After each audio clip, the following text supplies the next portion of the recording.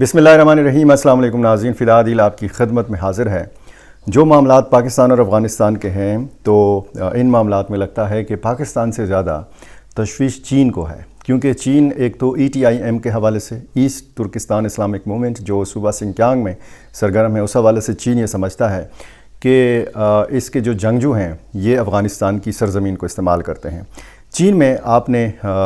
इस तरह नहीं देखा सुना होगा कि वहाँ पे सूरत हाल इतनी ख़राब हो जितनी बलूचिस्तान या खैबर पख्तूनख्वा के अंदर है, लेकिन चीन पेशगी इक़दामात पर यकीन रखता है और ज़ाहिर है कि चीन को पता है कि पाकिस्तान ही वो मुल्क है कि जिसके ज़रिए इस मामले से निमटा जा सकता है। अब पाकिस्तान और तालिबान के ताल्लुकात कशीदा हैं और इसमें कहा जाता है कि जी अफ़गान तालिबान और पाकिस्तानी जो मिलिटेंट्स हैं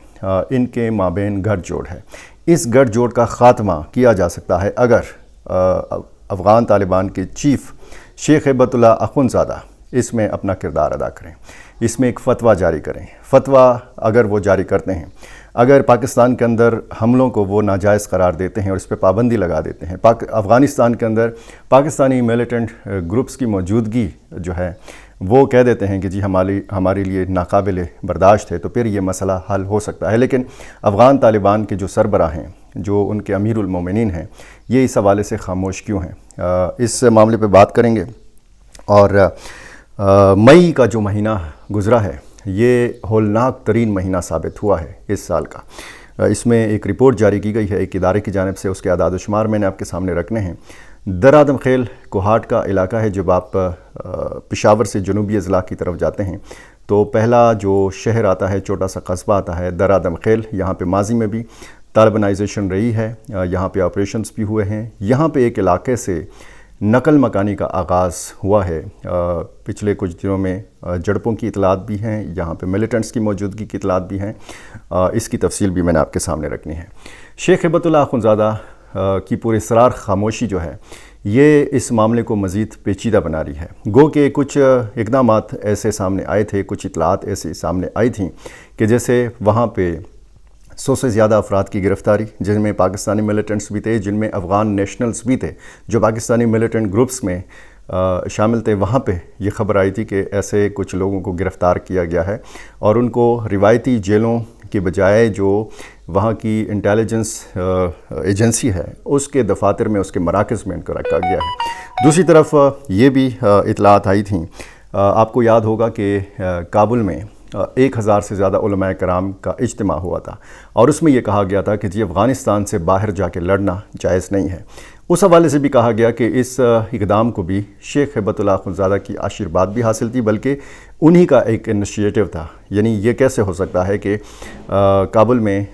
उलमाए कराम का इज्तिमा हो और फिर उसमें इस किस्म की बातें हों। बज़ाहिर तो गड़चोड़ लगता है, लेकिन ज़ाहिर है कि तालिबान के अंदर भी ऐसे लोग मौजूद हैं। दो तरह के लोग हैं, एक पाकिस्तान से अच्छा ताल्लुक़ रखने की ख्वाहिश रखने वाले लोग, दूसरा TTP के साथ अच्छा ताल्लुक़ रखने की ख्वाहिश रखने वाले लोग। यानी TTP के साथ नाता तोड़ने वाले लोग भी मौजूद हैं, ये ख्वाहिश रखने वाले लोग भी मौजूद हैं और ये लोग भी, ऐसे लोग भी मौजूद हैं कि वो कहते हैं कि जी हम TTP के साथ कैसे नाता तोड़ें। ये जब अमेरिका मौजूद था तो अफ़गानिस्तान के अंदर तो हम शाना बशाना अमेरिका के ख़िलाफ़, गैर मुल्की अफवाज के ख़िलाफ़ लड़ते रहे हैं। यही पाकिस्तानी तालिबान अफ़गान तालिबान को पनाह देते रहे हैं, यही पाकिस्तानी तालिबान इनके साथ महाज़ों पे लड़ते रहे हैं। तो आज ये कैसे हो सकता है कि जब अफ़गान तालिबान बरसर इक़्तिदार हैं और पाकिस्तानी तालिबान को पनाह की ज़रूरत है तो हम उनसे मुँह मोड़ लें। तो ऐसे लोग भी मौजूद हैं।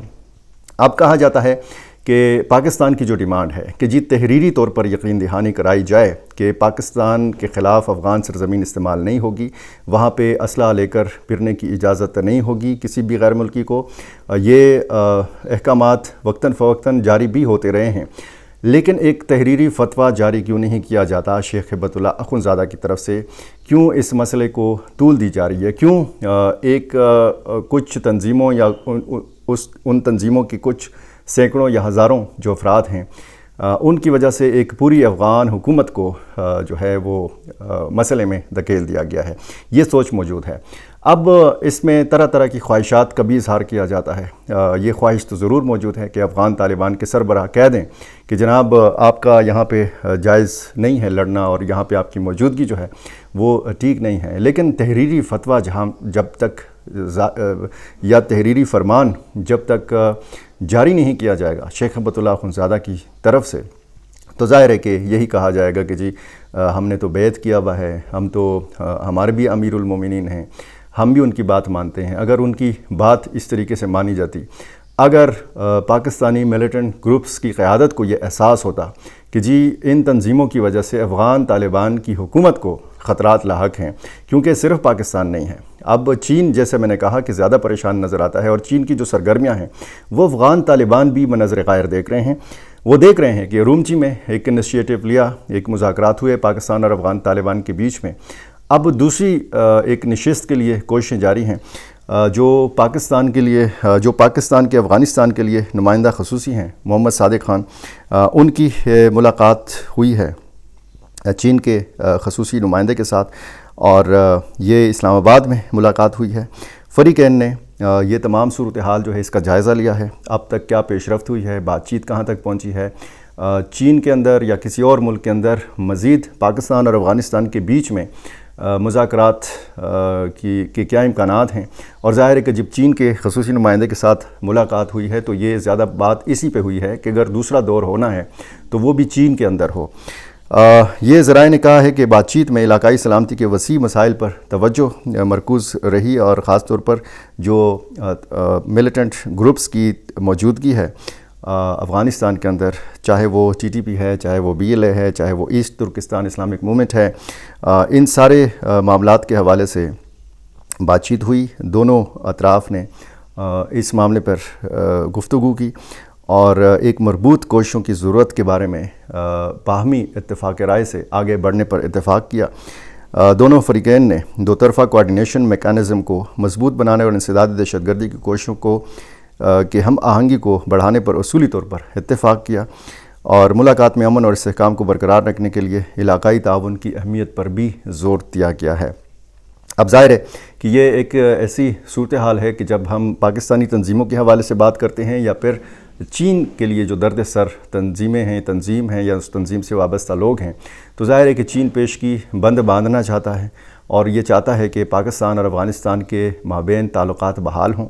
اور صورتحال جو ہے یہ معمول پر آئے، پاکستان اور افغانستان کی تجارت بھی کھلے، سرحد بھی کھلے، کیونکہ چین کا بھی ظاہر ہے کہ اسی میں مفاد ہے کہ دونوں ملکوں کے اندر اس کے سرمایہ کاری ہے، دونوں ملکوں کے اندر اس کے ماہرین کام کرتے ہیں، دونوں ملکوں کے اندر اگر چینی مفادات کو نقصان پہنچے گا، چینی پروجیکٹس پہ حملہ ہوگا، چینی ماہرین یا انجینئرز کے اوپر حملہ ہوگا، ان کو قتل کیا جائے گا، تو ظاہر ہے کہ چین تو یہی چاہے گا کہ یہاں پہ استحکام ہو، اور جو ملک دشمن عناصر ہیں یہ صرف پاکستان کے دشمن نہیں ہیں، یہ چین کے مفادات کے بھی دشمن ہیں، اور یہ افغان طالبان کے مفادات کے بھی دشمن ہیں۔ تو افغان طالبان کو یہی بار بار سمجھایا جا رہا ہے کہ اگر پاکستان اور چین جیسے ملک مطمئن ہوں گے تبھی آپ کا ملک ترقی کرے گا۔ یہی آپ کے وہ دو پڑوسی ہیں کہ جو آپ کے خیر خواہ بھی ہو سکتے ہیں، انہوں نے پاکستان جیسے ملک نے 45-40 سال آپ کے افغانوں کو پناہ دی، اور چین جیسا ملک آ سکتا ہے اور آپ کے لیے مددگار ثابت ہو سکتا ہے۔ بجائے پڑوسی ممالک سے مدد لینے کے، بجائے پڑوسی ممالک کے تحفظات ختم کرنے کے، اگر آپ دور پار جن ممالک کی سرحدیں بھی آپ کے ساتھ نہیں ملتی، اگر آپ ان کے مفادات کا تحفظ کریں گے، اگر آپ ان کے مفادات کی آبیاری کریں گے، جیسے ہندوستان کے بہت زیادہ مفادات ہیں اور ہندوستان اب چاہتا ہے کہ طالبان کے ساتھ انگیجمنٹ بڑھائے، روس نے آپ کے ساتھ معاہدہ کیا، روس نے آپ کو تسلیم بھی کیا، یہ جو فوجی معاہدہ ہے یا جو ملٹری پیکٹ ہے، اس حوالے سے اگر پاکستان کا پھر ذکر کیا جائے گا تو پاکستان سے ظاہر ہے کہ اسی قسم کی آوازیں اٹھیں گی، پھر آپ کو جواب بھی دیا جائے گا، پھر آپ رد عمل کا بھی سامنا کریں گے، پھر آپ جو ہے وضاحتیں بھی دیں گے کہ جی ہمارا یہ جو معاہدہ ہے یہ کسی اور ملک کے خلاف نہیں ہے۔ لیکن جب آپ پاکستان کا ذکر کریں گے اور پاکستان کے تحفظات جو ہیں یا چین کے تحفظات آپ ختم نہیں کریں گے، اور بجائے تحفظات ختم کرنے کے آپ صرف یہ کہیں گے کہ جی ہم آئندہ مستقبل میں یہ حملے جو پاکستان نے پہلے بھی کیے ہیں اس طرح کی جرات پاکستان نہیں کر سکے گا، تو وہ مبینہ ٹھکانے جو افغانستان کے اندر موجود ہیں، اگر ان کے خلاف کارروائی نہیں ہوگی، اگر طالبان کے چیف اسی طرح پراسرار خاموشی اختیار کیے رکھیں گے، اگر اسی طرح پردہ کیے رکھیں گے، تو ظاہر ہے کہ معاملات پھر درست نہیں ہوں گے۔ پھر اگر وزیر خارجہ کے لیول کے اوپر بھی مذاکرات ہوں، اگر اس سے نیچے سطح کے بھی وفود کے مذاکرات ہوں، تو پھر ان وفود کا اور ان مذاکرات کا پھر کوئی فائدہ برآمد نہیں ہوگا۔ یہ ایک رپورٹ ہے اور اس میں یہ بتایا گیا ہے کہ مئی 2026 میں 128 دہشت گردانہ حملے اور تشدد میں 27% اضافہ ریکارڈ کیا گیا ہے۔ یہ Pakistan institute for conflict and security studies کی طرف سے یہ جاری کردہ تازہ ترین اعداد و شمار ہیں، اور جس کی بنیاد پر یہ کہا جا رہا ہے کہ مئی ہولناک ترین مہینہ ثابت ہوا ہے۔ اس میں حملے ہوئے ہیں، ٹارگٹ کلنگ کے واقعات ہوئے ہیں، خودکش حملے ہوئے ہیں، دھماکے ہوئے ہیں، اغوا کی وارداتیں ہوئی ہیں، اور اس طرح پھر یہ بتایا گیا ہے کہ اس دوران یعنی مئی میں 71 شہری، 68 سیکیورٹی فورسز کے اہلکار اور امن کمیٹیوں کے چیئرکان مارے گئے، جبکہ 147 شہری، 35 سیکیورٹی اہلکار جو ہیں یہ اور امن کمیٹی کے 3 ارکان جو ہیں یہ زخمی ہوئے ہیں۔ اپریل کے مقابلے میں شہری ہلاکتیں 37 سے بڑھ کر 71 ہو گئیں، جس میں 92% اضافہ ہوا ہے، جبکہ سیکیورٹی فورسز کی جو شہادتیں ہیں 28 سے بڑھ کر یہ 68 ہو گئیں، جو 143% اضافے کی طرف نشاندہی کرتے ہیں۔ ظاہر ہے یہ سلسلہ ابھی جاری ہے، عید گزر چکی ہے،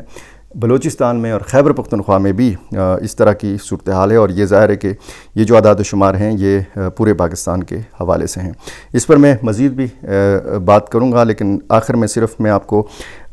درآدم خیل کے حوالے سے بتاؤں کہ یہاں پہ طور چھپر کا علاقہ ہے، یہاں بتایا گیا ہے کہ امن و امان کی مخدوش صورتحال کے باعث شہریوں نے نقل مکانی شروع کر دی ہے، اور اس حوالے سے کمشنر اور ڈپٹی کمشنر کی زیر نگرانی ایک کنٹرول روم بھی قائم کیا گیا ہے، اور اس سے پہلے بھی آپ کو یاد ہے کہ مختلف علاقوں میں اس طرح کی نقل مکانی محدود علاقوں سے، جیسے باجوڑ میں ماموند، لوئے ماموند کے علاقے سے نقل مکانی ہوئی،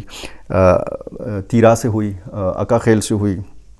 باڑہ سے اور وزیرستان سے ہوئی، محدود پیمانے پر نقل مکانی کا سلسلہ، اور یہ بتاتا ہے کہ جی یہاں پہ امکان ہے کہ محدود پیمانے پر آپریشن کا بھی جو ہے یہ بات کی جا رہی ہے۔ ان سارے معاملات پر میری اور آپ کی مشترکہ نظر رہے گی۔ میری آپ سے وہی گزارش ہے کہ میرا چینل آپ نے ابھی تک سبسکرائب نہیں کیا، یہ کر لیجئے، مجھے اپنی رائے سے ضرور نوازا کیجیے۔ بہت شکریہ۔